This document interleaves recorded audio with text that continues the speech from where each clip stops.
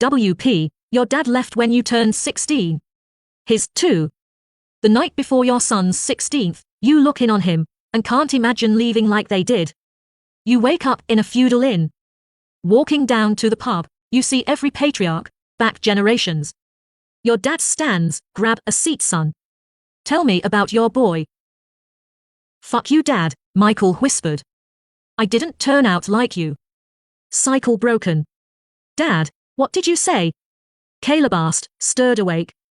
Nothing, son, Michael said through the crack in the door. Just excited for your birthday tomorrow. 16's a big one. Straight up, did you guys get me a car? Caleb asked, sitting up in bed. Mum won't tell me anything. I won't be mad if you didn't. I just want to know, so I don't get my hopes up. Still a school night, Michael said, closing the door slowly. Let's just say, don't waste your time staying up all night on Craigslist. The door clicked, muffling the celebration inside. What happened to keeping it a surprise? Dana said, kicking off from the hallway wall. She gave him a tap of a kiss. Are you going to get the cake and the car tomorrow? Are you sure you have time? Yep, already cleared it with the boss. I'm going to go in early at 6, leave at noon, and should be back here ready to help decorate before 2. Well, better get to bed then, Dad of the Year. It's almost midnight. She said. Don't worry. I'll make sure you get up, that way you like. That's definitely not going to help me sleep. Michael chuckled, watching Dana sashay to the bedroom. She closed the door with a loud echoing slam. All the lights went out. No click or anything, just blackness. He reached for his phone. It wasn't in his pocket. Dana, do you have my phone, or your phone or a candle? He stumbled with hands out, trying to find the wall. He walked and walked and walked some more. What the hell? Dana. Caleb. His yells echoed, as if off distant cliffs. He started running, mind, desperate for anything to make sense of what was happening. He tripped and fell, ass over tea kettle. No soft carpet met him to break his fall. He tumbled, sliding over what felt like roots.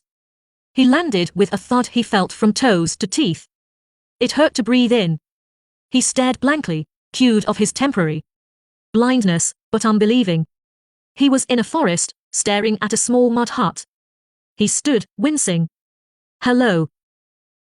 Can anyone help me? And what would he say if someone was there? How would he explain what happened?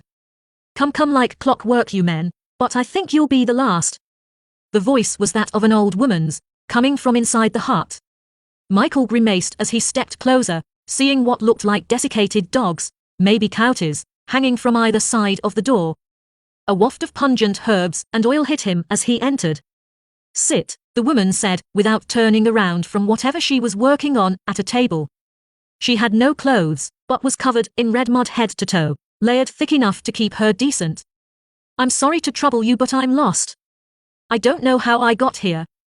Sit, she repeated with more emphasis. Smell like a sugar drinker, are you? She turned to face him, holding a basket of steaming paper. She did not look near as old as her voice, 30 maybe. Do I drink sugar, like Pepsi? Michael asked, sitting in defeat at any hope of understanding a single aspect of this. Yeah, from time to time. Bah, she said. Take a piece, let's get you out of here fast. Where am I? Michael repeated. She pushed her basket under his nose. He took one of the papers, more like a cloth strip, having to dance it between his fingers. It felt like she had been boiling it on the stove.